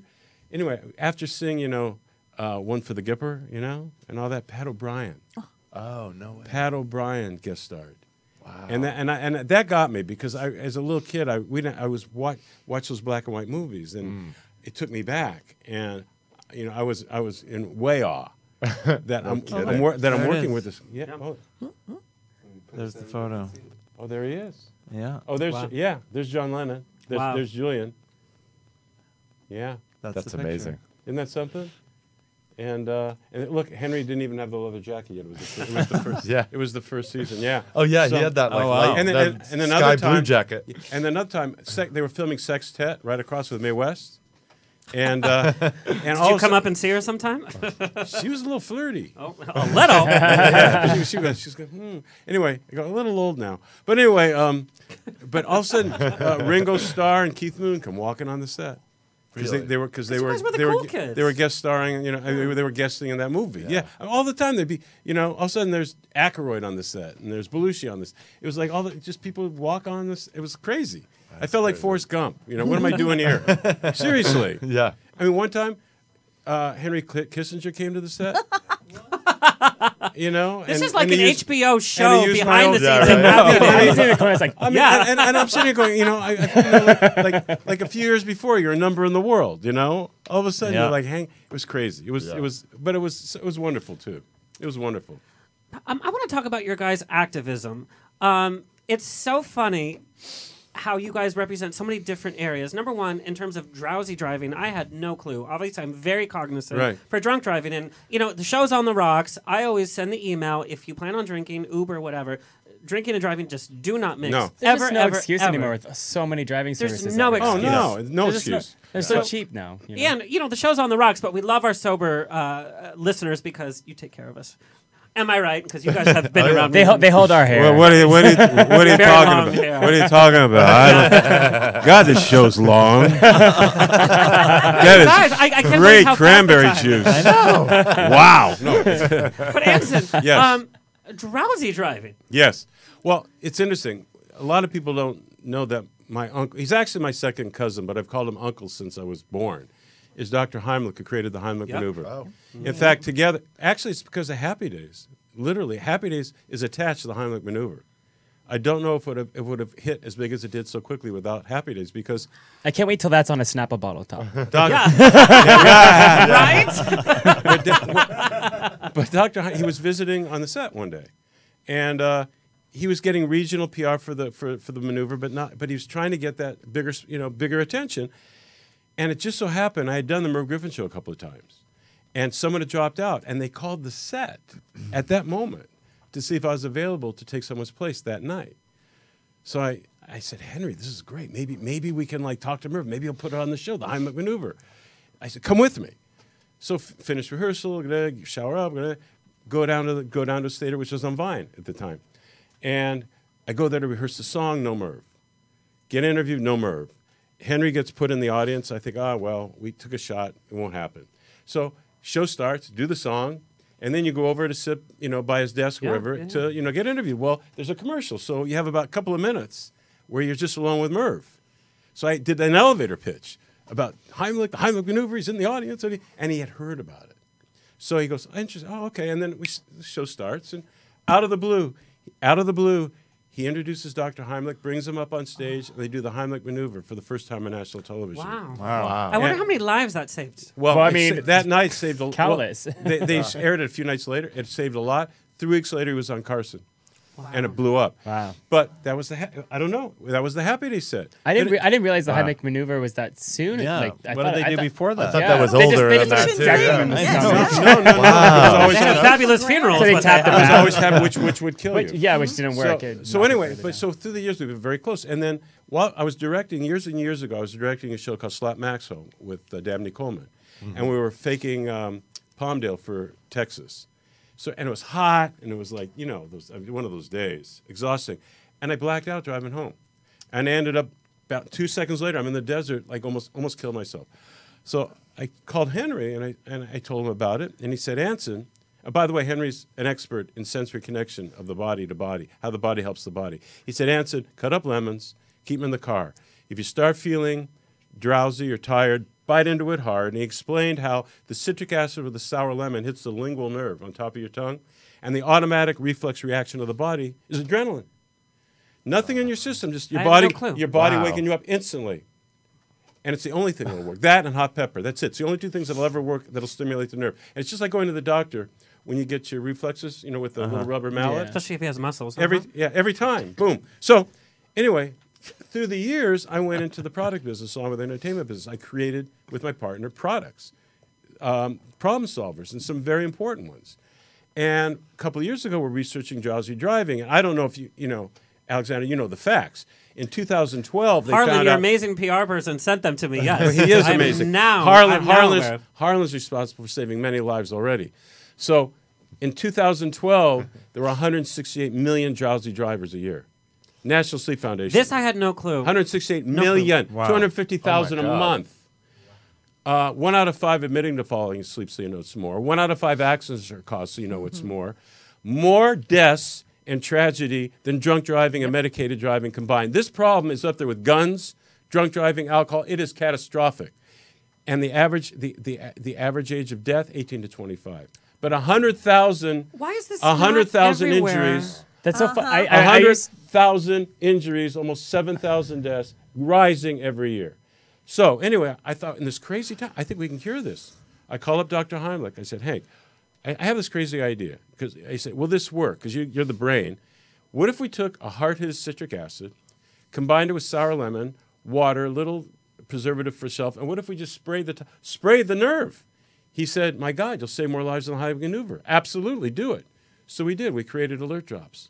And if people go to alert, how easy is that? That's it. It's and they're delicious. I mean, they're really sour. But if you like sour candy, Allison, I have a feeling you're doing it when you don't need to do it. Allison has, no, you did it today. Yeah. Allison has been a big activist in getting this out there. They're awesome. I've given them. My husband gets up like insanely stupid early to go to work. My husband Bob has a regular job, and he gets up. He leaves the house by 5 because he beats traffic and everything. So he's like up at 4 a.m, and then he works all day, and he comes home, and he's exhausted. And sometimes if you get stuck in traffic on the way home, it's like trying to keep the eyes open. Just get home. And he took to like taking oranges in the car, and then we told him about the lemon thing before that, and then he said, no, these things, I will be the test drive of the alert drops. I'm like, yeah, you are the serious acid test of this, literally. Try this. I said, you're the one who's gonna, and he tried it and was like, whoa, these things. He was calling me from the car going, this is amazing. It's better than coffee. It's better than this. This is so good.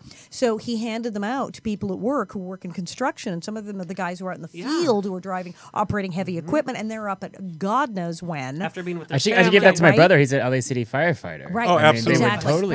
Absolutely. This should be... it should be in every car. Law enforcement. And it's not drugs.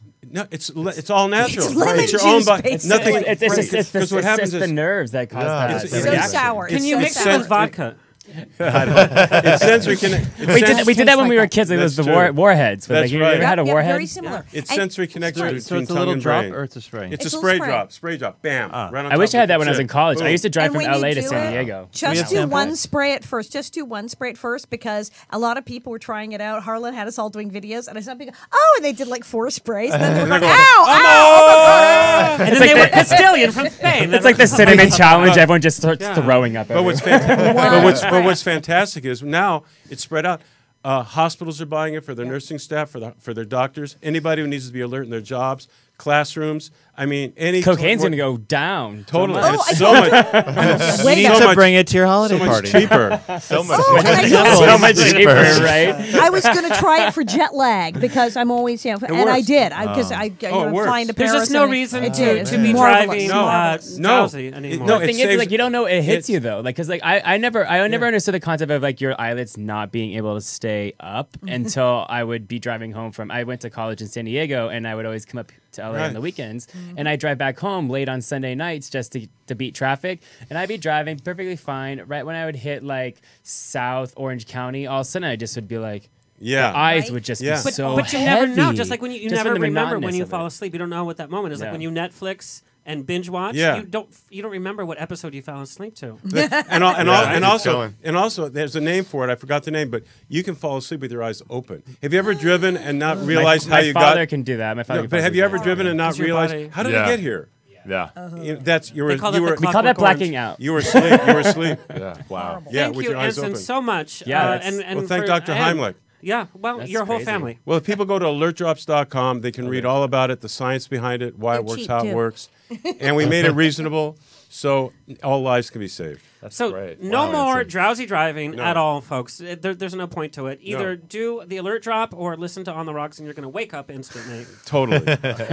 You're more fun. Oh, the shade has gone up. Allison, I want to talk about the first time that you were on, because obviously you knew on the Larry King show in 2004, you knew you were going to step onto that stage with Larry King and talk about child abuse.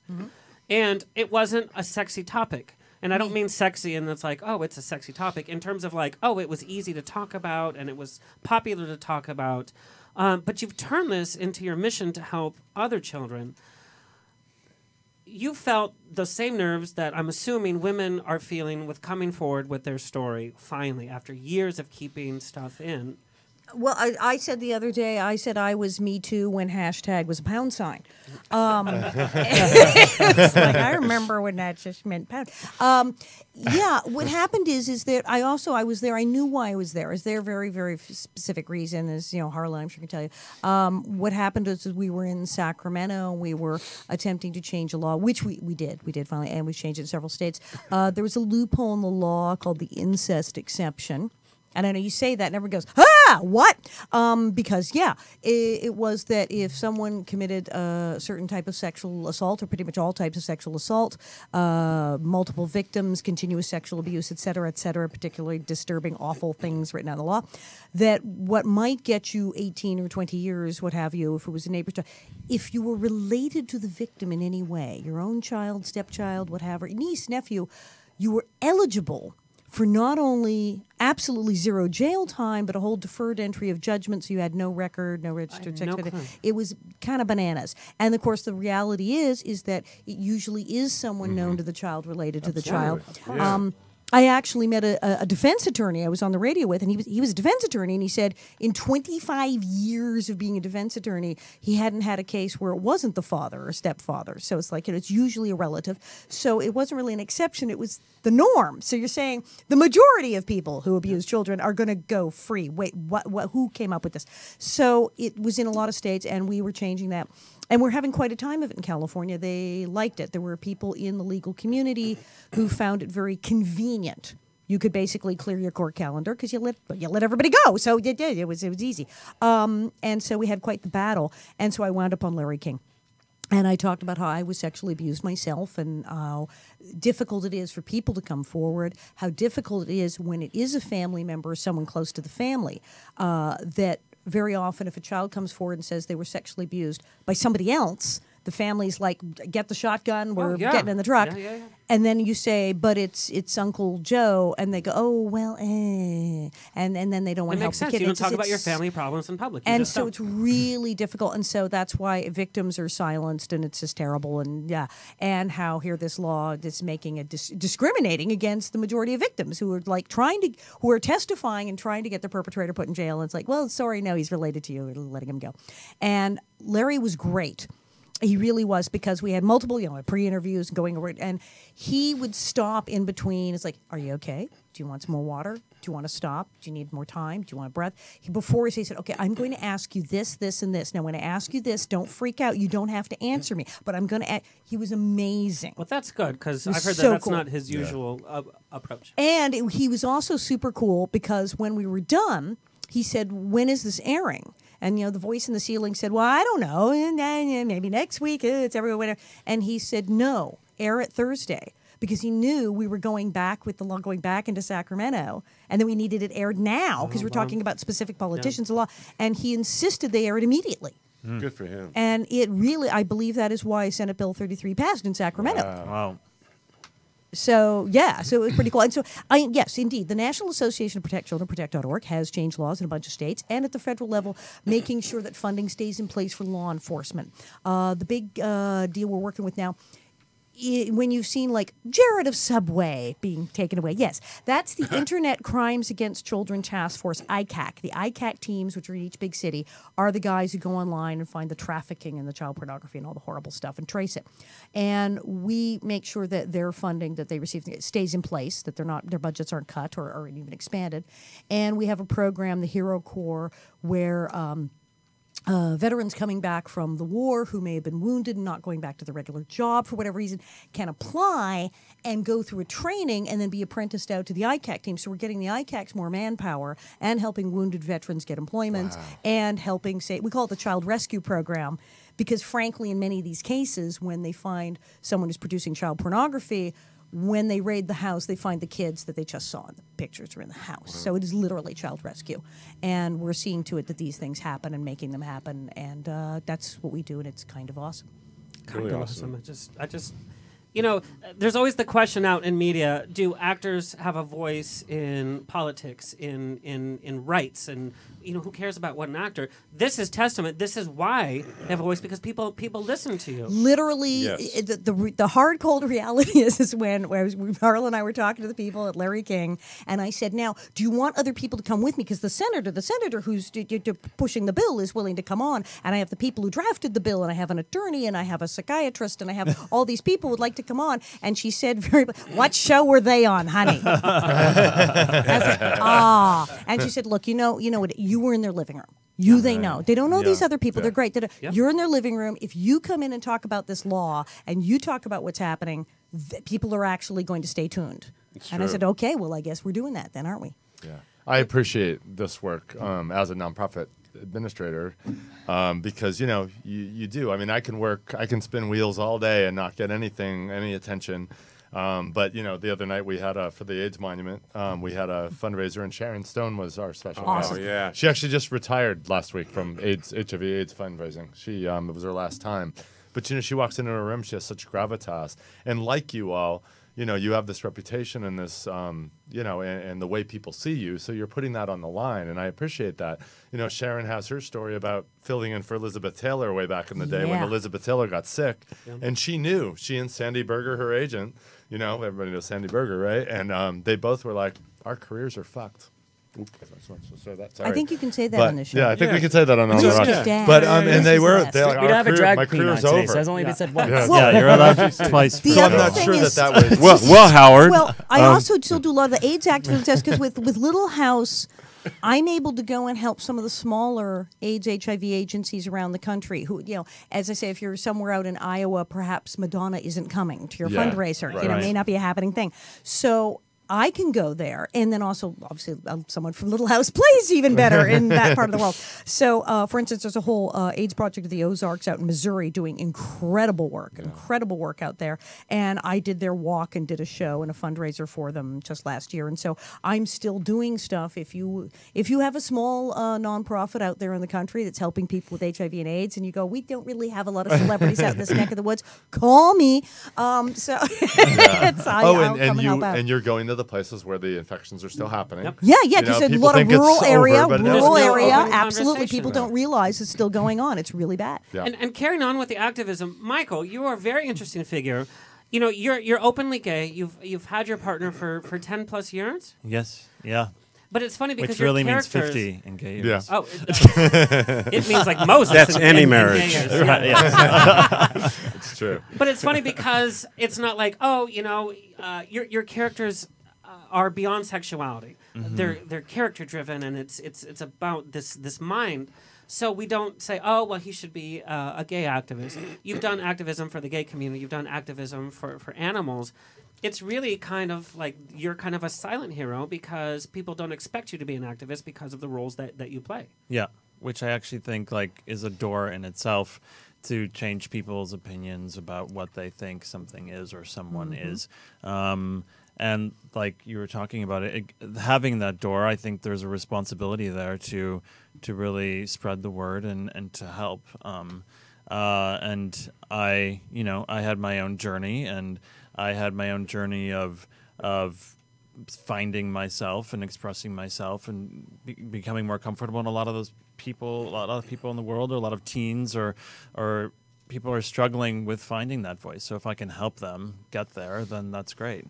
And with animals, yeah, I mean, it's just a given for me because I've always loved animals and boxers. My partner had a boxer, and so I became a huge fan of boxers all of a sudden, as opposed to, I mean, I was raised a retriever. He's not talking about the animal.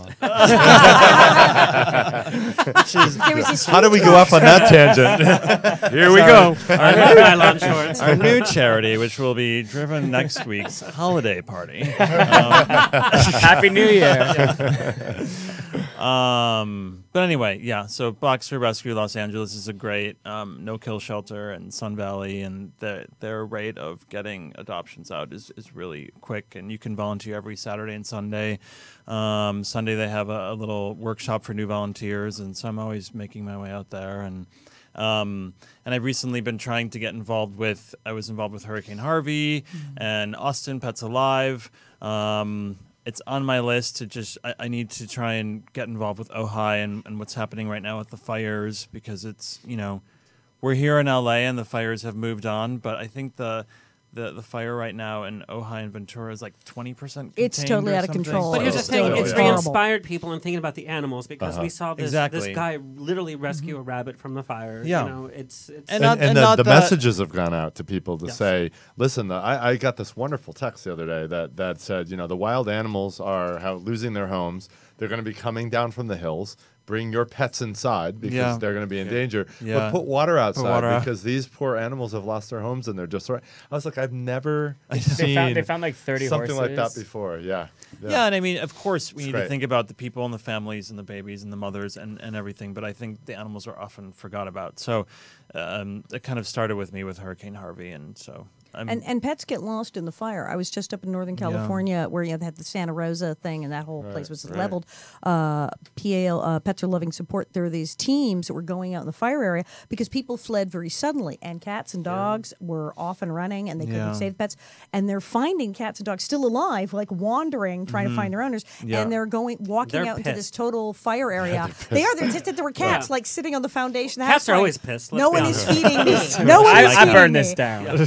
But they're scooping them up and bringing them back, and some of them they're able to get them back with their owners, and it's amazing because they said that's the problem. They said thousands of cats and dogs just like took off in the fire, and there's people's pets, and they've lost everything, and now they're getting their dogs and cats back. And or often like in Austin with Hurricane Harvey, they took a lot of they had a huge gymnasium somewhere where they just had kennels that were set up for the pets of families that were relocated for the time being, and they kept their pets there until they were able to get into a house and stuff like that. You guys, I'm so proud of the talent and activism in this room. I mean, it's kind of chilling, right? And we're talking about so many different generations of TV, from classic TV to what's happening now. So it's really thrilling, and I'm very excited about that. Let's go around the room and give where our listeners can find you. Anson, your social media. Me? Yeah. I'm so bad with that. I know. That's what I said. I was like, no. They go, what's your Twitter? We can go to. I'm on Facebook. Yes. Yeah. They can go there. It's public. Yes. They can go there. Facebook. Yeah. That's about. Yep. And alertjobs.com. That will give you a lot of information, and that's pretty much it for me. I am on every venue known to mankind and several others. I am on Facebook. I'm Alison Arngrim. I'm on Twitter at Arngrim, ARNGRIM. I am on Instagram. I'm Alison Arngrim. I'm pretty much on everything. It's just look for Alison Arngrim on all of them. My website is actually now bonnetheads.com because all you prairie bonnet heads. Can I become a bonnet head? You want to be a bonnet head? I can even get you a bonnet. I get bonnetheads.com. I have a few. That's the but website. If you'd like to add. And of course, protect.org. We love that. Also, visit a minor consideration. AMC, that's the one helping child actors. I'm now vice president of that as well. When do you sleep? Never. And It's your husband's terrible. out of the house at 5 a.m. and you're working on the clock. And I'm like doing everything. That's why. I'm going She to send you guys. She said you have to clear out so I can go do I'm my going to send you stuff. guys to a spa for a weekend. You know what I mean? And get my audiobook. Yes. It just came out, the audio. I did the book like in 2010. I didn't do the audio. So now I just did the audio. We had some pictures of and you it's actually like in amazing. studio. Yeah. It was really, really fun. I got to record the whole thing. So yeah. Very cool. Michael Maize. And I'm on Instagram and Twitter, just as Michael Maize. I made it nice and easy. I'm going to That's friend you. M-A-I-Z-E. M-A-I-Z-E, yes. I'm not on Snapchat. Are you on Snapchat? I am, but I I don't know I anybody do. my age on I it. do. You know, Vine 2 is coming. Vine too. I feel so out of it. I can't even tell you. Being Anson, a social you need representative, Instagram can you and tell us yeah. about? Because I was I just do. asking Yeah, like you someone do. the other day who was so good with social network. Like, what is next? Like, Well, is it VR? think Is it's it? someone to it's do a it. V2, and it had like the Vine V, so everyone's like, oh, so Vine, because Vine went Is down. Vine back? Well, yeah. Well, No, apparently I it's, liked it's Vine supposed when to it went it's away. supposed to come back. Known Okay. as any idea what? Are we bringing back aspects? MySpace? I think that's. I liked MySpace. I think that's still there. That I'm It's familiar just with. archived. That was Timberlake the is beginning. so That was the focused. first Justin one. Timberlake owns Michael, MySpace. That Yeah. was was like the 4 first years one. ago, Yeah. wasn't What? it? You Justin guys, Timberlake? Yeah, that was like What 4 do I have to years do with ago when Justin he bought it. Timberlake? No. I was going to say, you guys, we're going to watch the trailer He was tomorrow on it, night yeah. on SyFy. Ah. Happy, which is such a great premise. But wait, for what does it. this I'm have to so do with excited. Justin Timberlake? No, Who I'm just cares? saying, It's your show. Sorry. Michael, Okay. We're just there. Okay. You guys, we have to watch the trailer for MySpace. tomorrow's episode, which is Wednesday night. You guys have to watch to episode 2 of SyFy's Happy. Let's take a look. Yeah. I'm totally gonna watch this. Yeah, it's really. Sorry to disappoint. I ain't nobody's daddy. My dad. What are you running from? That's someone that's had a job for a long I saw time. what you did to all those bad guys, Nick. If you can do that, you can save Haley. Nick Sachs, the only man you ever loved. He broke up his marriage, wrecked his career. I bring you sacks and we're even. I'm trying to locate a man. Looks like Santa Claus if you ran him over with a Mack truck and sprayed him with cat piss. You owe me. I don't owe you anything. You've never been lucky. The hell angle you running? I got a little blue horse. There's our boy. When I left Haley, I was good. Now I've snorted narcotics. It's like kissing God. What the hell are you doing here? We're gonna case. I'll take you to her. Tomorrow night. That's Michael's first episode, so please tune in. I'm really excited about this show. It's so wacky and violent and funny and crazy and Christmas at the same time. Yes. Yeah. And my my role is really whacked out and fun. And I smoke a cigar. I have gold teeth. Wear a cowboy hat. So butch. Oh yeah. You're like the village person character that didn't make it to the final round. Yes. Exactly. Thank you, Michael. Can't wait. Okay, you can find me on Facebook at Steven Edward Dehler, Twitter Steven Dehler, and then Instagram The Only Steven. And Dehler is Dehler. Yes, it's German. Yeah, where'd that come from? that facts. And I'm actually going to plug what I'm working on, which is AIDSmonument.org, the AIDS monument that's going to be built in West Hollywood, California. And also I started a resistance group because of our Roar. president called Roar.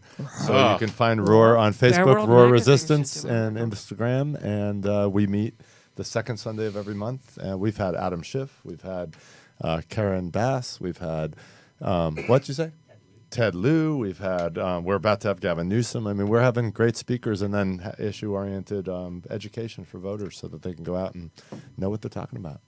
You guys, what a fun episode. I had such a great time.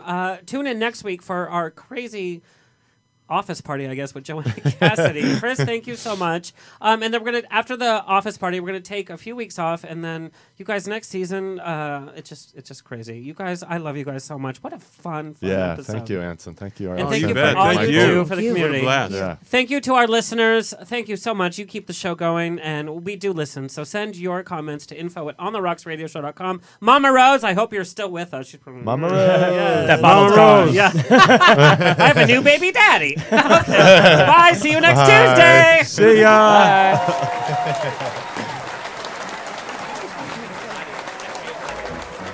Oh my gosh. This has been On the Rocks with Alexander, every Tuesday at 7 p.m. on Universal Broadcasting Network. Find me on Facebook on the Rocks Radio Show. Tweet me or Instagram me at On the Rocks On Air. See you next Tuesday.